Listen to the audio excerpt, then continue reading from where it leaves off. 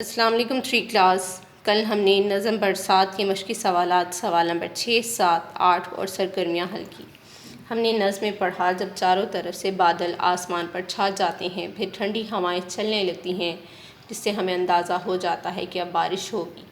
بارش کے ہونے سے بے جان مٹی میں جان آ جاتی ہے، نئی گھاس اگتی ہے، درختوں اور پودوں پر نئے پتے پھل پھول نکل آتے ہیں۔ کسانوں نے جو فصلیں لگائی ہوتی ہیں ان کو پانی کی ضرورت ہوتی ہے۔ بارش کے پانی سے فصلیں سیراب ہو جاتی ہیں۔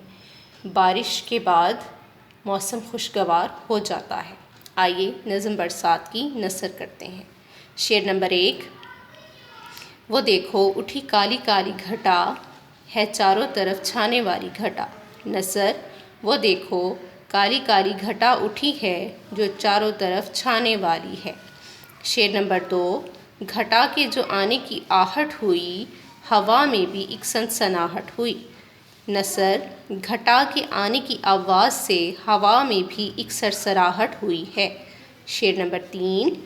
گھٹا آن کر میںہ جو برسا گئی تو بے جان مٹی میں جان آ گئی۔